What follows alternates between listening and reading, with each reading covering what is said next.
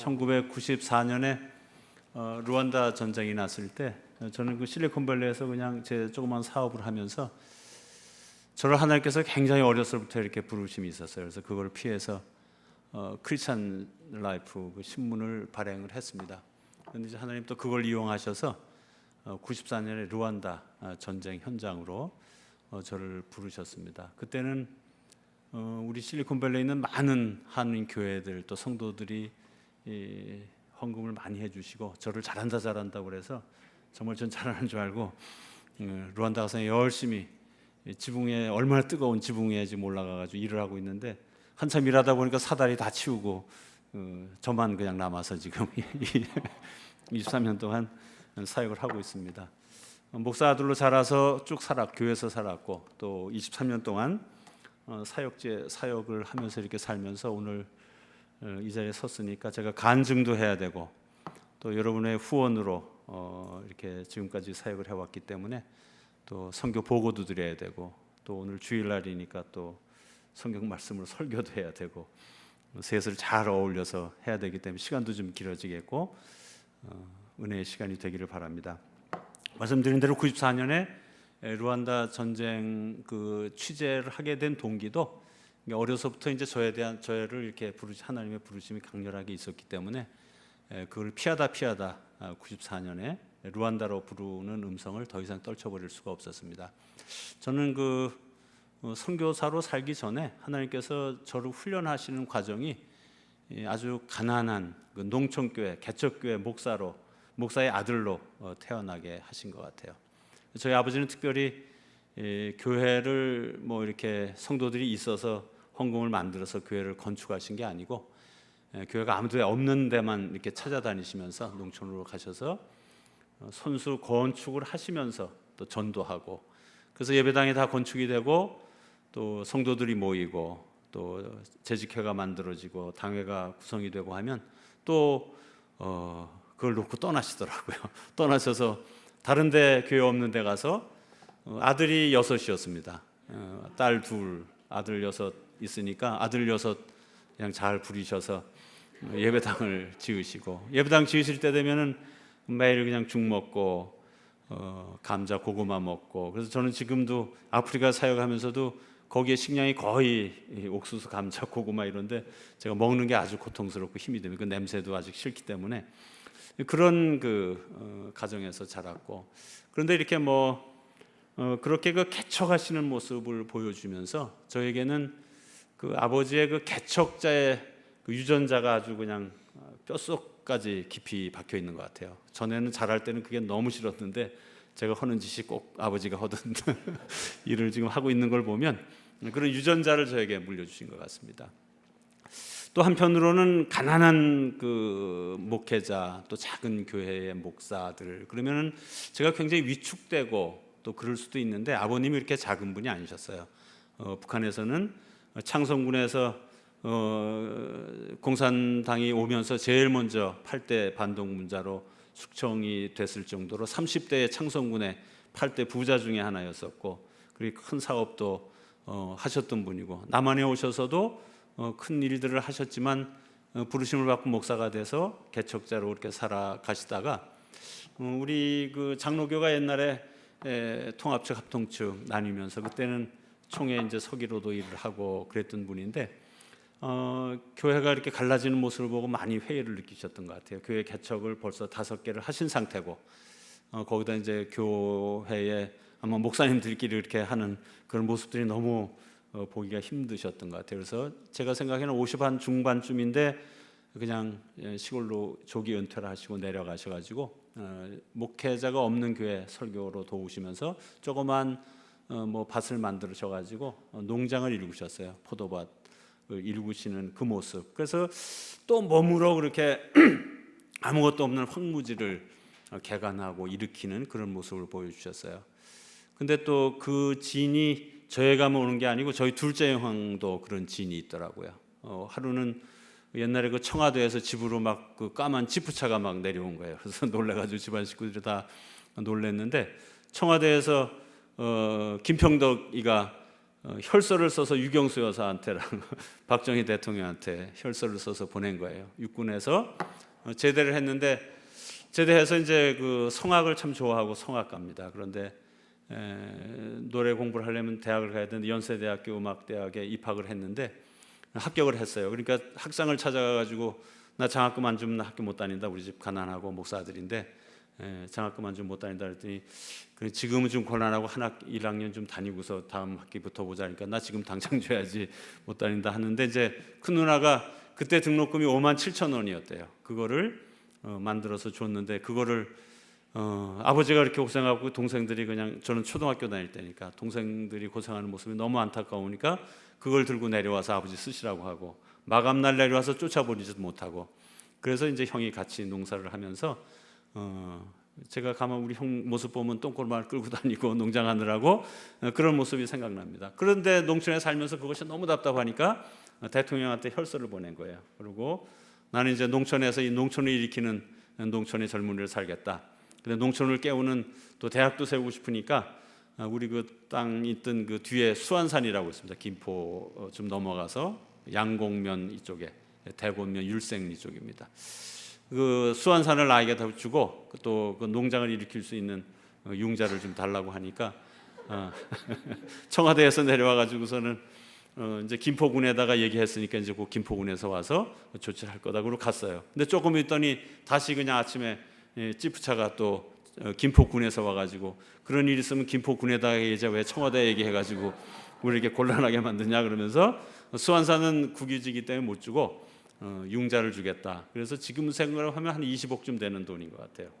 뭐 20년 거치에 10년 상환인지 10년 거치에 20년 상환인지 거의 무이자로 또 10년 동안 내지 않다가 나중에 상환하는 돈으로. 그래서 그 형하고 아버지가 이렇게 큰 농장을 이루는 모습을 어려서 이렇게 봤습니다.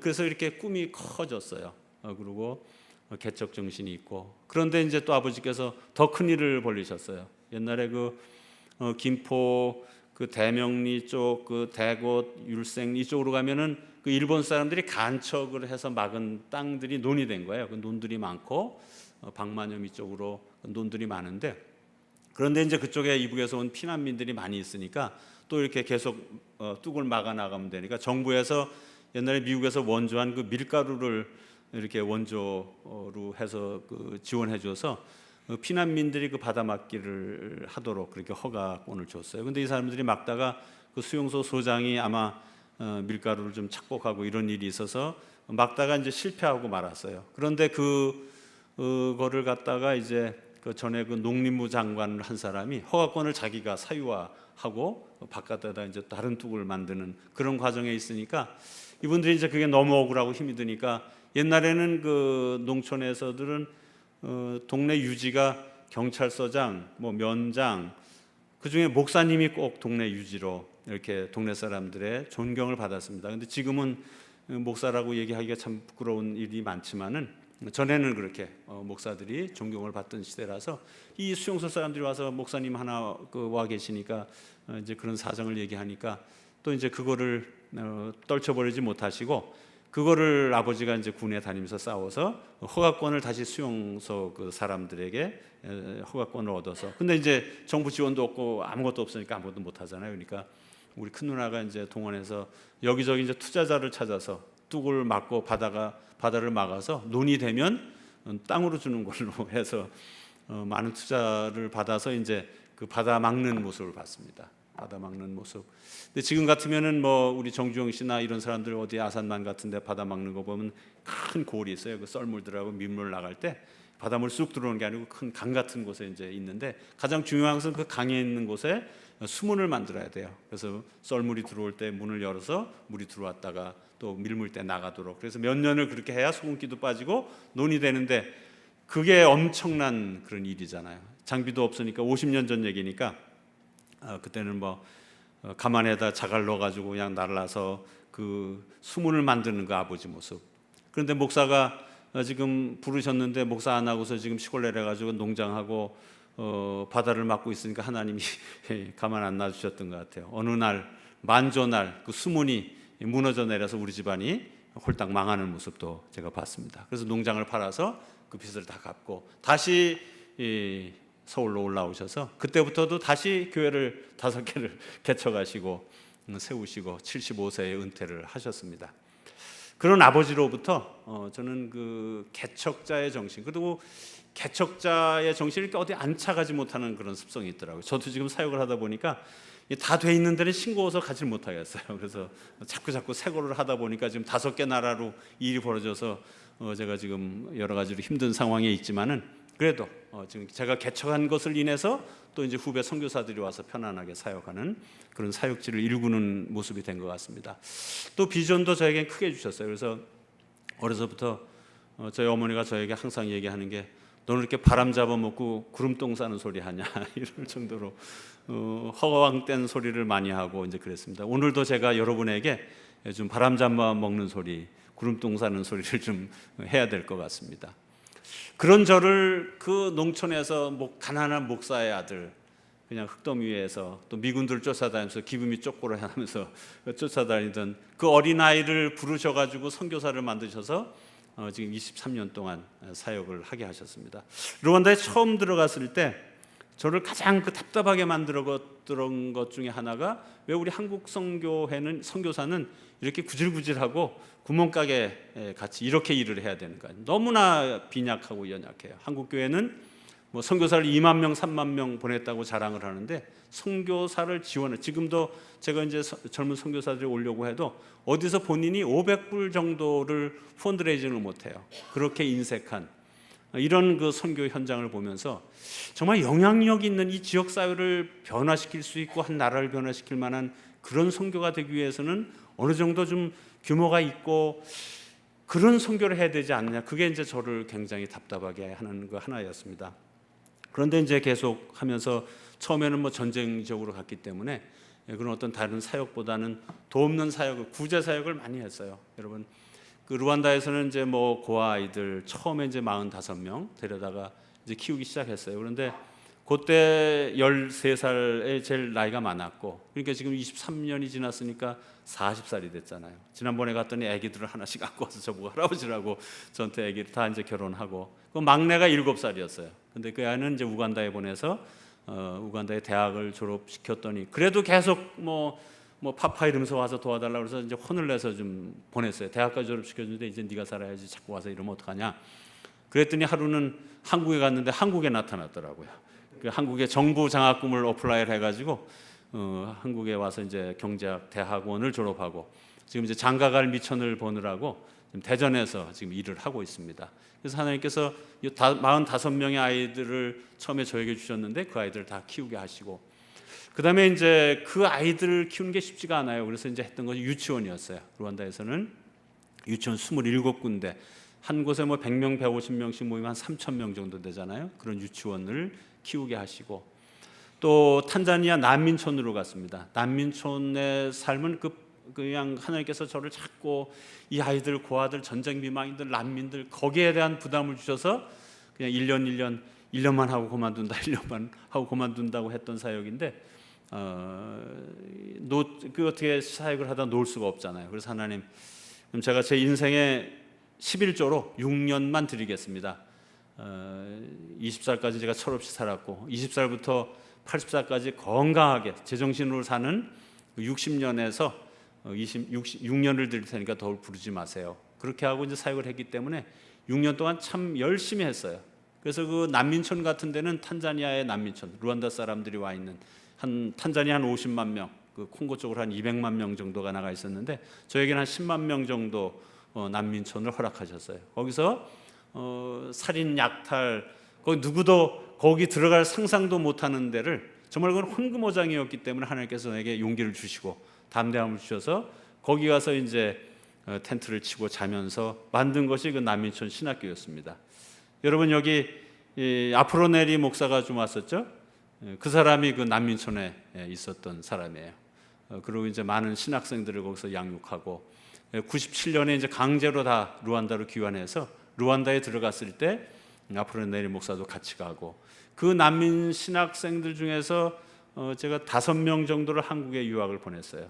또 아프로네리는 지금 미국에 유학을 와 있고 그래서 한국에 유학 보내서 이제 좋은 사역자들로, 또 유학 가지 않은 사람들도 그 신학교에 있던 그 150명이 지금 루안다에서는 아주 큰 목회들을 하는 그런 목회자들로 다 세워졌습니다. 그래서 난민 사역이 자칫하면은 그냥 뭐 이거를 또 이용하는 단체도 얼마나 많은지 몰라요. 그렇지만 하나님께서는 저에게 그들을 긍휼히 여긴 마음 주시고, 또 하다가 뭐 중간에 그만두고 이러지 않고 끝까지 그들을 살피게 해주셨어요. 그런데 이제 남미 선교는 그동안 좀 이렇게 그동안 이제 신경을 못 써왔는데, 이번에는 또 다른 양상으로 콩고에 지금 난민들이 발생했습니다. 저희 선교센터가 있는 우비라, 거기는 이제 콩고 전쟁의 발상지입니다. 우비라, 카비라, 부카부, 또 고마, 베니 이쪽. 그래서 저쪽에 이제 저희가 그쪽에 사역이 있는데, 그 카통고라는 곳에 20에이커, 탕가니카 호숫가에 얼마나 아름다운 땅인지 몰라요. 거기에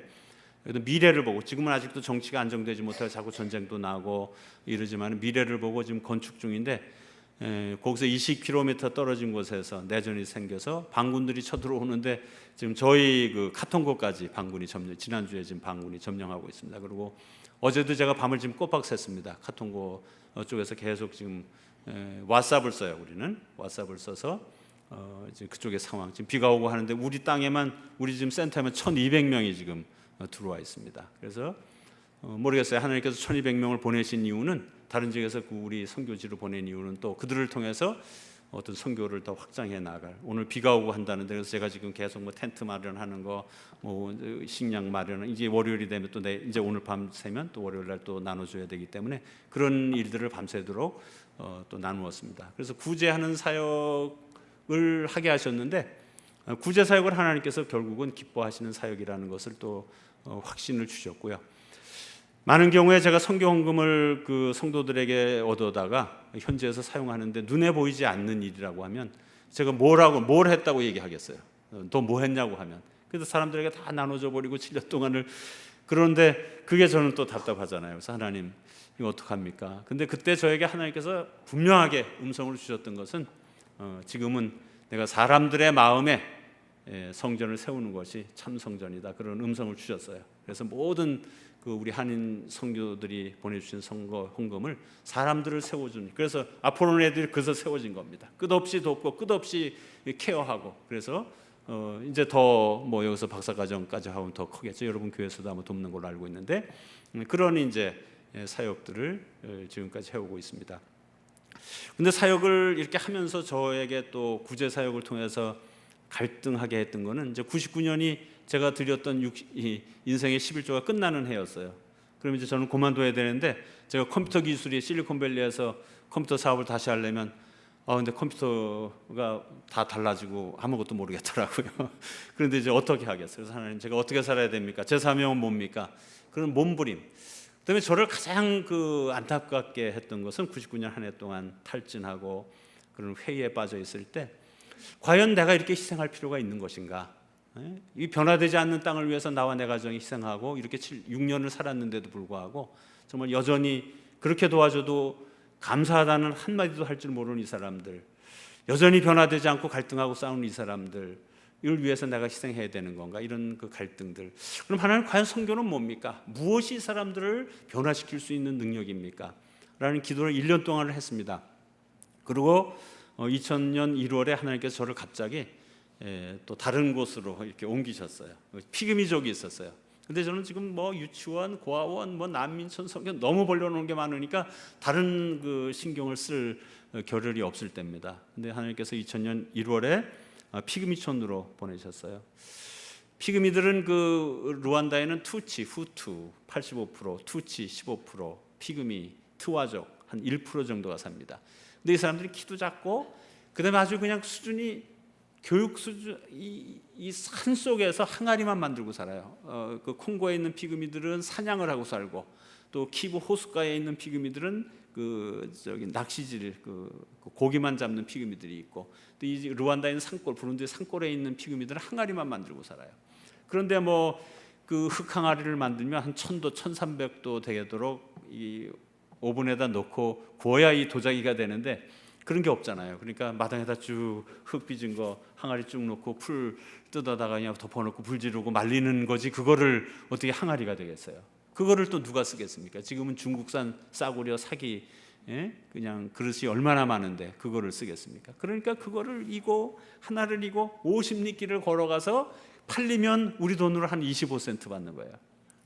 그리고 그냥 다시 들어오는 거잖아요. 그러니까 이 인컴이라는 건 전혀 없고 다른 거 할 줄 아는 건 아무것도 없고 그런 사람들에 대한 얘기를 들었는데 그래도 한번 자꾸 그 해는 부담을 주셔서 올라갔습니다. 갔더니 다 그날따라 장날이라 다 이제 그 항아리 팔러 나가고 할아버지 한 분이 저를 영접하러 나온 거예요. 그냥 저는 사람 얼굴에 그렇게 주름 많은 건 처음 봤어요. 수심에 소망이나 희망이 아무것도 보이지 않는 그 할아버지, 이빨은 다 썩어가지고 다 빠지고 돌아서서 먼저 이렇게 길을 가시는데 뒤에서 보니까 그 발목이 그냥 저 손목보다도 가는 그 뼈에 그냥 그 까만 가죽 쪼글쪼글한 가죽이 덮여 있는 할아버지를 모습을 봐서 너무너무 마음이 아픈 거예요. 그런데 그때 갑자기 하나님께서 저에게 성령의 음성을 들려주셨어요. 그동안에는 그냥 그 현지 사람들이 일하도록 돕는 사역, 또 구제하고 그런 사역을 해왔는데 갑자기 저에게 꽝 하고 들려오는 음성이, 야, 내가 너를 선교사로 보냈는데 좀 이 할아버지에게 복음, 말씀, 예수를 좀 전해야 되지 않니? 이런 음성이었어요. 그래서 저는 참 특이한 그런, 여러분 어떻게 생각하실지 모르지만 저는 제 마음에 그 특이한 음성을 듣고 그 깜짝 놀래고 저 나름대로. 그래서 이제 같이 가던 그 목사님,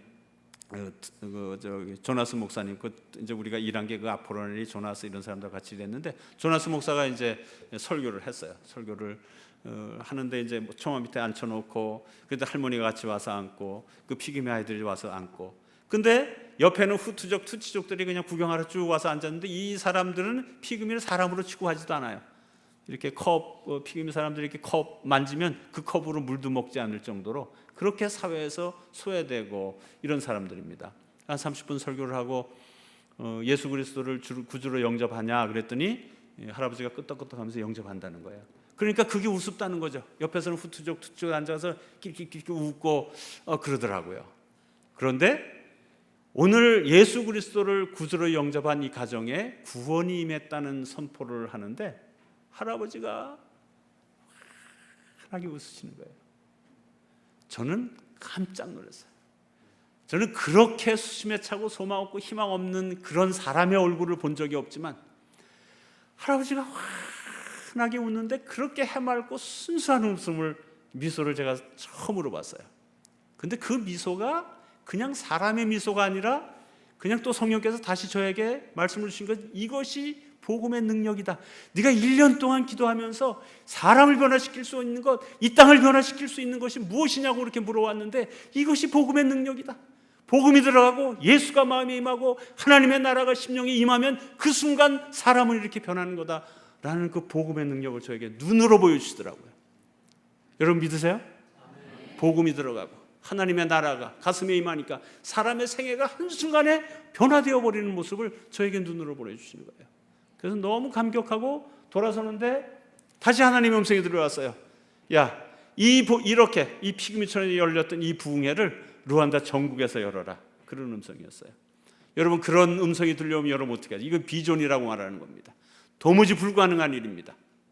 사람의 힘으로는. 루안다 전국에서 이 집회를 열려면, 그래서 이제 이름을 얼른 생각했어요. 루안다 내셔널 컨벤션. 그런데 이걸 어떻게 하냐는 것이죠. 루안다 전쟁은 목사가 목사를 죽이고 성도가 성도를 죽이고 전날 세례받은 그 성도가 목사를 와서 쳐 죽인 그러한 전쟁이었습니다. 또 지금 그 60년대 독립하고 나서 많은 그 투치족들이 우간다로, 탄자니아로, 콩고로, 부룬디로 그렇게 피난 나가 있던 사람들이 후투족이 지금 다시 물러나니까 투치족이 다 몰려 들어왔어요. 탄자니아에서 사는 사람들, 케냐에서 사는 사람들. 이 교회가 완전히 그냥 이 분리되고 도무지 하나가 될 수 없는 이 루안다 교회를 하나로 만들어야만 가능한 것이 루안다 내셔널 컨벤션이에요. 이걸 어떻게 감당하겠어요? 루안다 전국에서 또 그 사역을 하려면 또 많은 재정이 필요하고, 또 이 전쟁 중인 곳을 내가 단기 선교단을 설교할 사람들을 모집한다고 하면 누가 그때 가려고 하겠습니까? 도무지 불가능한 일이잖아요. 근데 하나님께서 그런 비전을 주시고, 제가 이 간증은 다 드릴 수가 없어요. 그거 따로 묶은 책이 내 마음을 쏟아놓으라 하는 그 복음 책이 있습니다. 그렇게 해서 2001년 루안다 내셔널 컨벤션을 너무나 아름답게 감당할 수 있도록 그렇게 역사해 주셨습니다. 그뿐 아니라 2002년에 할렐루야 축구단이 가고 또 그 중앙아프리카 루안다 사오니까 콩고에서 와서 자꾸 복음화 대회를 해달라고 그러고 부룬디에서도 오고 탄자니아에서도 우간다에서도 오고 그래서 중앙아프리카 복음화 대성회 2003년에는 여성 치유 사역 여자들이 얼마나 힘든지 몰라요. 전쟁통을 살아온 사람들은 가장 피해 있고 힘든 사람들은 여자들입니다. 아이들입니다. 이 여성들의 이 여성 세미나를 하다가 저쪽에 풍선이 터지니까 여자들이 기절을 해버리더라고요. 총소리 대포소리인데 그 대포소리 총소리에 그렇게 놀랬던 사람들이 풍선 터지는 소리에 그냥 기절하는 여자들이 있는 그러한 땅입니다. 그래서 2003년에 여성 치유 사역대를 열었어요. 2004년에 10주년이 되는 해잖아요. 94년에 시작했으니까. 그래서 아프리카 복음화 대성회, 또 2005년은 쉬고 6년은 한국 아프리카 문화교류대, 2007년 8년은 유스들을 위해서, 2009년은 한국 아프리카 여성 지도대, 이것도 엄청난 사역이었어요. 2010년은 부룬디 내셔널 컨벤션. 그렇게 해서 10년 동안을 하나님께서 작은 사람 하나 불러서 비전을 주시고 또 그냥 죽을 힘을 다해서 그 일을 행하니까 10년 동안에 1,500명에 되는 사람들이 단기 선교단들이 모집이 됐습니다. 여러분 지금 제가 비행기표 사드릴 테니까 아프리카 가실래요? 손 좀 들어보세요. 다 안 가신대잖아. 한 달 동안 휴가만 내시면 돼요. 제가 비행기표 사드릴게요. 지금도 아프리카 간다고 그러면 망설여요. 근데 이 전쟁통에 어떻게 2001년부터 2010년까지 그 많은 사람들이 자발해서 꿈에서 나타나서 꿈 보고 오는 사람들, 이런 분들에 의해서 10년 동안 1,500명의 여기 김정옥 권사님도 다녀오셨어요. 그렇게 많은 사람들이 제자된 삶을 살면서 그 일을 이루었습니다. 그렇게 하고 이제 사역이 또 좀 하나님께서 다른 방법으로, 이게 사역을 하다 보니까 지도자 문제예요. 우리 교회도 또 우리 학교도 우리 나라도 모든 게 다 지도자 문제들입니다. 근데 이 아프리카가 이렇게 되는 것도 역시 지도자 문제잖아요. 또 선교회가 이제는 제가 한 해, 두 해 하고 끝날 일이 아니고 이제는 앞으로 계속해야 될 사역이기 때문에 그래도 뭐 건물하고 이런 것보다는 먼저 지도자들을 키워야 되겠다 생각을 해서 아프리카의 청년들을 한국으로 유학 보내기 시작했습니다. 그것도 이유가 있어요. 하나는 우리 한국 선교사들을 이제 파송하기 시작하니까 우리 선교사들이 아프리카 사람들의 수준을 맞추지를 못하는 거예요. 나아가지를 못하는 거예요. 수준이 낮아서 말이 안 되고 또 얘네들은 수준이 낮아서 그냥 한국 사람 말만 자꾸 따라다녀야 되고 그게 너무너무 마음이 아픈 거예요. 그래서 네 수준을 그럼 끌어올려줘야 될 것 같아서 같이 이제 한국에 가서 그럼 학위도 받고 또 석사도 받고 박사도 받고 그렇게 한국 선교사들하고 미국에서 온 선교사들하고 같이 앉아서 같은 테이블에 앉아서 그렇게 얘기할 거 아니에요. 그래서 한국에 유학 보내기 시작했습니다. 2004년부터 시작해서 지금까지 제가 60명을 유학을 보냈어요. 저는 제 딸이 6살 때, 우리 아들이 4살 때 아프리카 선교 시작해서 지금까지 우리 아이들 등록금 용돈 줘 본 적이 없어요.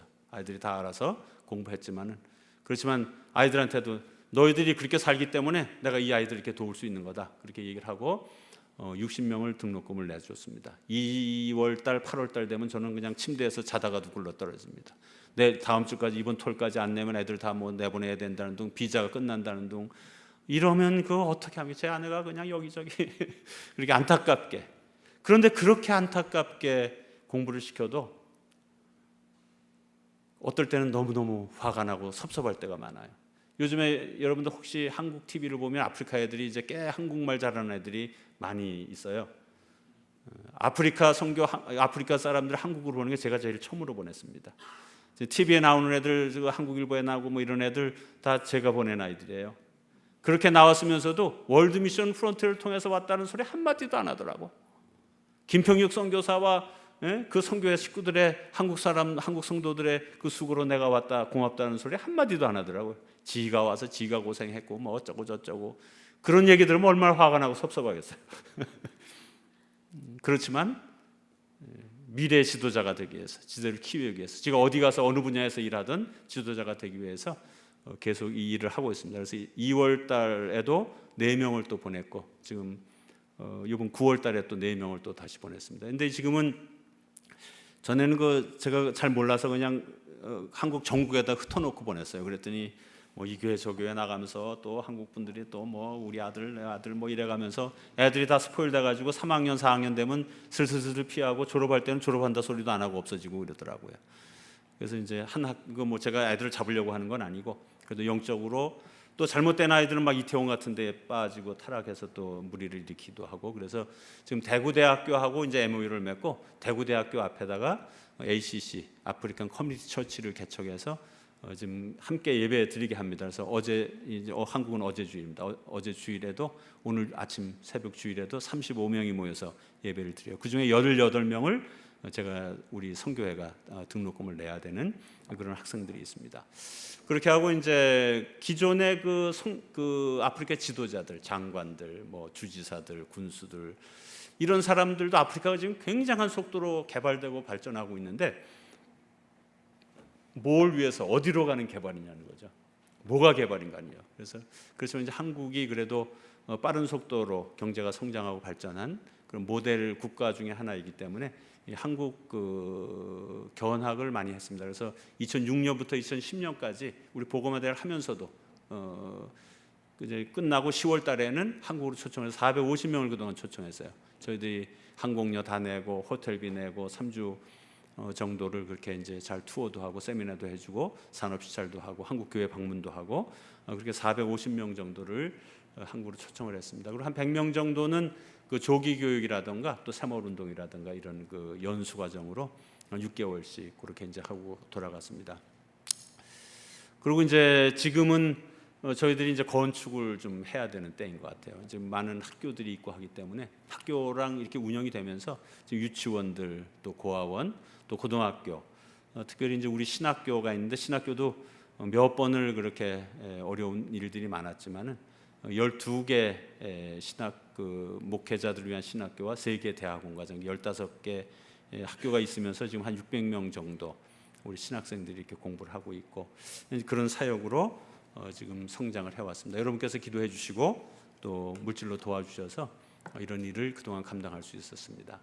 오늘 제가 이런 말씀을 드리는 것은 제가 하는 사역을 자랑하거나 우리가 이런 것을 한다라는 그런 얘기를 하려고 하는 것이 아니고 오늘 스가랴서에서 읽은 이 말씀 예수님께서 이 땅에 오실 것을 예언하신 말씀입니다. 예수님께서 이 땅에 그분이 겸손하셔서 나귀 작은 것 새끼 나귀를 타고 오시는데 그분의 정권이 바다에서 바다까지 유브라다 강에서 땅 끝까지 그렇게 정권이 퍼질 것이라고 하는 그런 말씀입니다.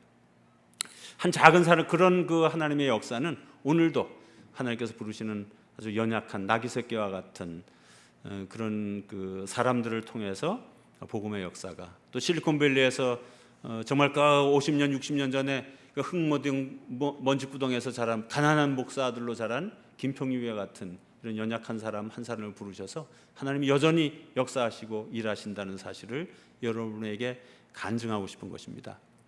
오늘 스가랴서의 예언의 말씀은 마태복음 21장으로 연결이 됩니다.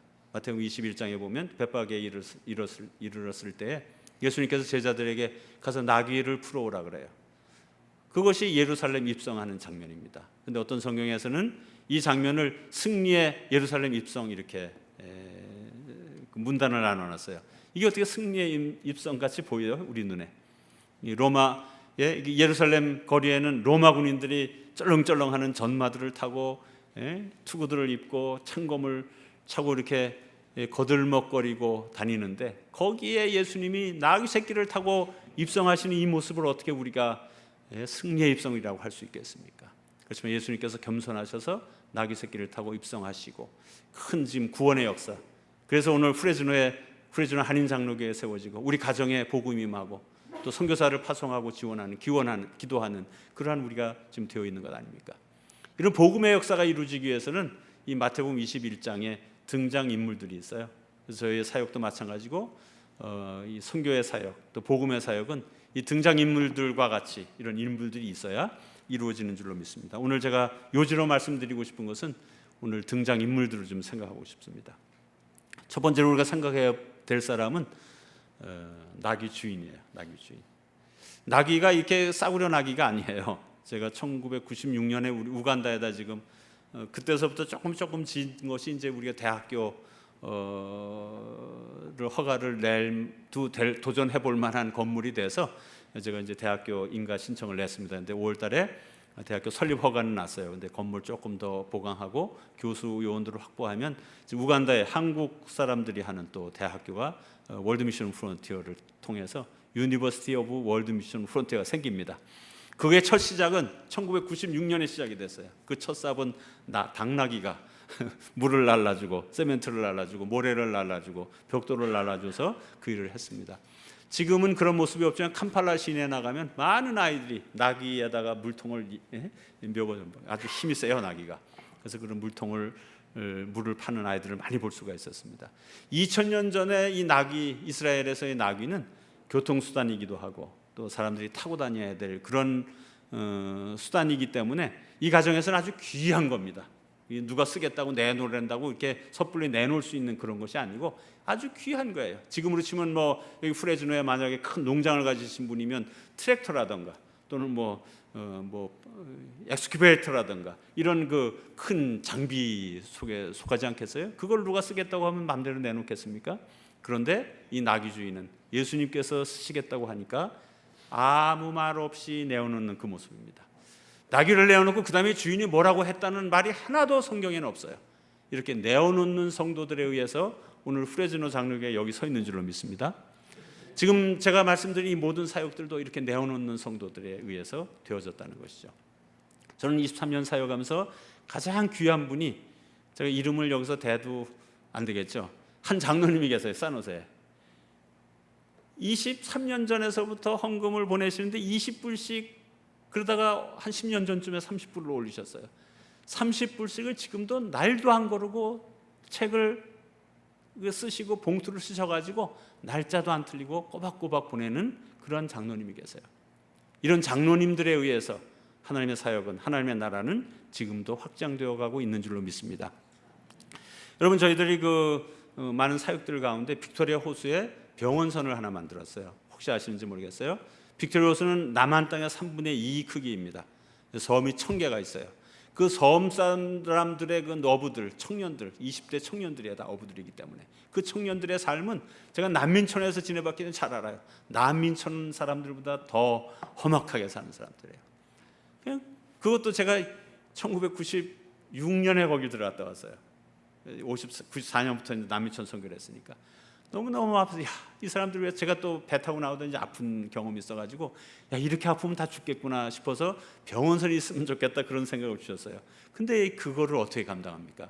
그래서 2006년까지 아무한테도 말을, 20년 동안을 아무한테도 말을 못하다가 2004년까지 말을 못하다가 2004년에 우리 크리스천 라이프에다가 빅토리아에서 병원선을 만들었으면 좋겠습니다. 그런 이제 광고를 냈어요. 기사를 냈어요. 그랬더니 사람들이 굉장히 관심이 많은 거예요. 한국에 갔더니 어떤 지금 CTS TV 감사장님이 그거를 CTS TV에서 모금을 해주겠대요. 그러면 그때 이제 견적이 한 50만 불 정도였으니까 한 달이면 한국에서는 합니다. 그런데 해주겠다고 하면 마음이 기뻐야 되는데 마음이 확 막히더라고요. 그래서 이런저런 사유로 기도하는데 하나님이, 이게 그렇게 사람들 앞에서 막 떠들 일이 아니다. 그냥 한두 사람이 할 일이니까 문 닫고 기다려라 그러시더라고. 그래서 그 마음을 주셨기 때문에 저는 또 그런 마음을 주시면 사람들이 나중에 증거가 돼야 되니까 우리 매주 화요일 날 중보 기도가 있어요. 중보 기도 앞에 그걸 얘기를 했어요. 제가 들은 그런 그 마음의 음성을. 그래서 이거는 하나님이 한두 사람이 하려고 한답니다. 그러니까 우리 여기서 문을 닫고 이제 기도만 합시다. 그렇게 우리 중보 기도 때 얘기를 했어요. 2005년, 2006년, 2007년, 2008년, 2009년 이렇게 가는데 아무 응답이 없는 거예요. 그러다 2010년에 정말로 너무나 놀랍게도 한국에서 한 분이 5억 원을 헌금하셨어요. 또 미국에서 한 분이, 우리 북가주에 있는 분이 40만 불을 헌금하셨어요. 그리고 또 여러분들이 만불해서 거의 100만 불이 모여서 배를 만들었어요. 근데 배를 만들면서 보니까 이게 아프리카에서 만드는 거죠, 지금 배를, 이 철선을. 그래서 네덜란드에다가 디자인 맡기고 거기서 철선을 컨테이너로 실어다가 엔진이랑 실어다 새로 만드는 거예요. 아프리카에서. 얼마나 힘이 든지 몰라요. 한 2년이면 한 대 든 배가 5년이 걸렸어요. 5년 동안 만약에 많은 사람들이 모금을 하고 펀드레이징을 해가지고 위원회를 만들고 이렇게 했으면 벌써 싸움 나가지고 다 세 조각은 다 산으로 가버릴 그런 판이더라고요. 그런데 이 두 분이 무명으로 헌금한 이 두 분이 5년 동안 저에게 단 한 번도 전화한 적이 없어요. 왜 지금 내 돈 어디 갔나? 나 돈 지금 떼먹었을까 봐 얼마나 걱정이 되겠어요. 그런데 단 한 번도 전화하지 않고 물어보지도 않고, 제가 안부 전화하지 마세요, 다 된 다음에 말씀하세요, 그러면서 조용히, 그래서 너무나 조용하게 이 배 사업이 끝났어요. 또 지금 1호선 끝나니까 2호선도 또 한두 분이 또 해서 한 100만 불을 만들어서 지금 2호선을 또 제작 중에 있습니다. 하나님의 큰 역사는 이렇게 주님께서 쓰셔야 할 것이 분명하고 하나님의 비전이 분명하면 내 것을 아낌없이 내어놓는 이 사람들에 의해서 이루어지는 줄로 믿습니다. 드린 분이 아주 윤택하게 잘 사는 분이 아니에요. 얼마나 고생하면서 일하시는지 몰라요. 그런 분이 모았던 모든 것들을 들여서 아프리카에 어마어마한 사역을 이룬 것이죠. 이번 2월 달에 아선병원에서 40명이 갔어요. 40명이. 의사 6명, 간호사 18명, 또 울산 그 의대 아이들 해가지고 40명이 갔는데 3일 동안에 우리 의료 선박을 통해서 3일 동안에 3,200명을 진료를 하더라고요. 약이랑 다 가져와가지고. 사람들이 너무너무 몰려오니까 쉬지를 못하고 닫지를 못하고 밤 10시까지 새벽부터 하면서 3일 동안에 그런 그 큰 역사를 이루는, 이러한 역사들은 하나님께 드리는 성도들에 의해서 이루어진다는 것이죠. 여러분, 프레즈너 교회를 쓰시겠다고 할 때, 여러분 가정을 쓰시겠다고 할 때 물질뿐만 아니라 여러분 시간이나 탤런트나 무엇이라도 아낌없이 내어놓는 여러분 되시길 바랍니다. 축복합니다. 두 번째는 제자들의 삶입니다. 이 마태복음 21장에는 그 묶인 것을 주님께서 쓰시겠다고 할 때 풀어오는 제자들이 있었어요. 저는 지금 이 많은 사역들, 이 아프리카 복음화 대회 1,500명이 갔다 오고 아프리카에서 150만 명이 모이는 이런 집회를 감당하기 위해서는 아프리카 현지의 네트워크들로 했어요. 현지의 목사, 전국의 목사 네트워크, 또 뭐 정치인들 네트워크, 또 경제인들 네트워크, 그렇게 해서 10년을 이거를 그 현지인들이 준비하게 하고, 그다음에 저는 단기 선교단이 가고 재정을 지원했습니다. 근데 10년이 지나고 나서 보니까 이 1,500명이 가서 가르치고 1,500명이 가서 그렇게 길을 열어준 이러한 일들로 인해서 아프리카에 지금 5개 나라의 그 많은 네트워크, 월드 미션 프론티어가 가지고 있는 큰 자사 중에 하나는 현지의 네트워크입니다. 현지의 네트워크. 그러니까 이제 우리 사역자들이 가진 네트워크들이 많아요. 그러니까 자꾸 또 우리 사역자들을 좀 탐내고 뺏어가고 그런 일도 있지만, 그렇게 주고 또 줘도 저는 끊임없이 현지에 그렇게 일하는 인재들이 월드 미션 프론티어에 넘치는 것이, 그동안 1,500명이 제자의 삶을 살면서 그 불편하고 힘든 그 상황 속에서 가서 헌신해 준 그러한 것들 때문에 그런 그 역사가 지금 있는 줄로 믿습니다. 지금 한국으로 유학 보내는 일도 제자의 사역인 것 같아요. 지금 뭐 지들이 뭐 텔레비에 나와서 뭐 지들이 와서 뭐 잘나서 온 것처럼 하고 뭐 막 그래도 그거 다 우리 한국 성도들이 다 풀어준 거예요, 그죠? 이 걔네들 놔뒀으면 저 산골에서 지금 그냥 다 떨어진 옷 입고 맨발 벗고 염소 키우는 애들이잖아요. 그런 애들을 한국에 와서 지금 폼 잡고 그냥 다니고 아주 큰 일꾼들로 그렇게 서지고 있어요. 유학생도 하고 하주 보니까 어떤 애들은 저보다도 더 큰 애들이 있다고요. 한 친구는 한국에 유학 보내서 대학원까지 보냈어요. MDB 과정까지 끝내고 오더니 또 한국에서 어느 교회가 또 100만 원씩 뭐 우리 선교사들하면서 지원을 해준 거야. 아이고, 그러시면 됩니까? 그래도 그냥 잘 하세요. 그리고 내보냈더니 하루는 저한테 오더니 미셔너리 킴, you are missionary. 그래, I'm missionary. 아니, 그래서 너는 그래, 야, 너하고 내가 지금 여기 선교 회장이 너하고 이런 얘기 해야 되겠냐 그랬더니 No, you are more than that. 뭔데? You are missionary. 아니, you are pastor. 그래도 I'm pastor too. 그럴 정도로 아주 큰 사람들이 됐어요. 그래서 그 묶여 있는 것들을 풀어내는 일들이 우리의 제자들의 사명이라고 생각합니다. 여러분, 프레즈너 교회도 많은 묶여 있는 것들을 풀어내는 교회가 되길 바랍니다. 이 프레즈너의 지역에도 얼마나 많겠어요. 그 병에 묶여 있는 사람들, 교회에 대한 상처에 묶여 있는 사람들, 그걸 자꾸 풀어서 교회로 주님께서 쓰실 수 있는 그런 그 나귀가 되게 하는 것이 우리의 사명이라고 생각합니다. 마지막으로 이 마태복음에서 그 보여지는 것은 실제로 예수님께서 필요한 것은 나귀예요, 나귀. 다른 것보다 나귀. 그 중에서도 나귀 새끼. 근데 저는 제가 이렇게 사역을 다 하고 이렇게 돌이켜 보면 제가 나귀였는데 주님께서 쓰시지 못하셨던 것 같아요. 저는 고등학교 2학년 때부터 그렇게 부르심 때문에 제가 너무너무 힘들고 고통스러웠습니다. 근데 저를 묶고 있던 것은 그 목사라는 그 가정의 그 가난이 저는 너무 싫었어요. 그냥 그 교회 개척 10개 하면서 자녀들 죽 먹여가면서 죽, 감자, 고구마 전 냄새도 싫어요. 그런 그 가난이 저한테 너무 싫었어요. 내가 왜 그렇게 살아야 돼? 나의 가정은, 내 아내는, 내 아이들만은 그렇게 키우고 싶지 않았어요. 두 번째로는 그 목사가 그렇게 고생하고 희생하고 가정이 희생되는데도 불구하고 그 성도님들의 가끔가다가 좀 이 태도가 저를 너무너무 힘들게 하고 긴장하게 하고 그런 것 같아요. 어떨 때는 교인이 좀 안 나오시면 우리 아버지한테 뭐 삐졌나, 제가 괜히 걱정이 되고 뭐 섭섭한가, 또 저분 또 나갈라카나 이런 걱정되고, 이게 너무너무 싫은 거예요. 저는 제 인생 살면서 제일 행복했다고, 이게 행복이라기보다도 제 마음에 뭐가 묶였던 것이 뻥 뚫어지고 너무너무 그냥 자유함을 누리고 그랬던 날이 우리 아버님이 은퇴하던 날이었어요. 그날이 너무너무 좋더라고요. 내가 더 이상은 목사 아들이 아니라는 것이 얼마나 좋은지 몰라요. 더 이상은 교회 안 가도 되는 게 얼마나 좋은지 몰라요. 더 이상 교회 그 봉사하는 거 이거에 묶여서 막 이러지 않아도 되는 게 얼마나 좋았는지 몰라요. 너무너무 행복했어요. 그런 저를 주님께서 목사로 끈을 붙잡고 있으니 제가 그걸 어떻게 하겠습니까? 그래서 저는 싫습니다. 너무너무 싫었어요. 루안다 저를 불러놓고도, 야, 너희 아버지는 예배당을 10개를 져서 바치는, 너 얘네들 고아원을 위해서 그냥 고아들에서 예배당 그 고아원 하나는 질 수 있지 않냐? 싫어요. 남 좋은 일 죽어서 나기 싫어요. 그렇게 해서 그냥 쓰임을 받지 못했었어요.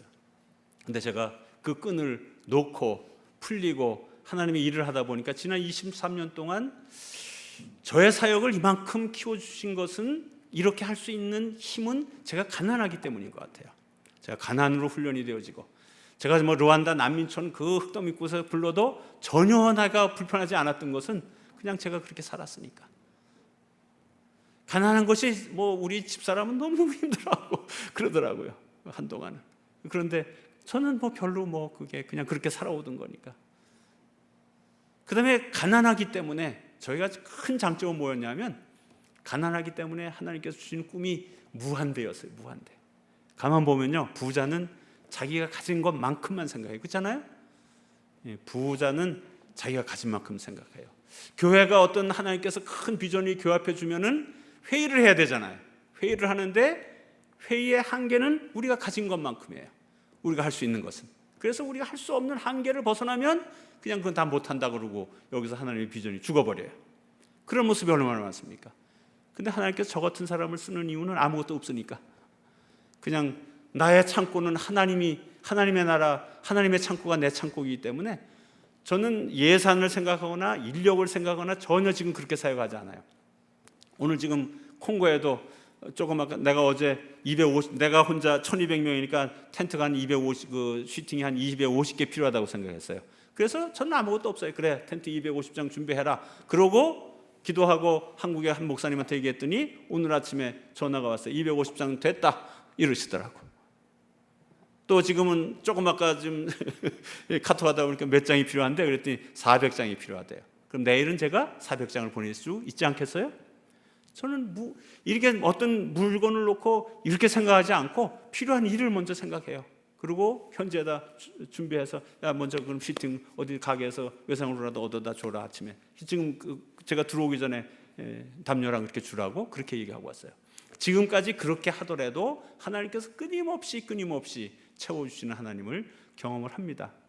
그런데 이 모든 것들이 제가 두려워하던 가난, 이 가난을 벗어나니까, 이 가난의 끈을 벗고 나니까 하나님께서 무한대로 채워주시는 이러한 그 사역을 경험하고 있어요. 두 번째로는 이렇게 공급되어지는 것이 그냥 하늘에서 떨어지는 건 아니잖아요. 성도들을 통해서. 내가 그렇게 제일 싫어하던, 저는 교인들이 너무너무 싫었었어요.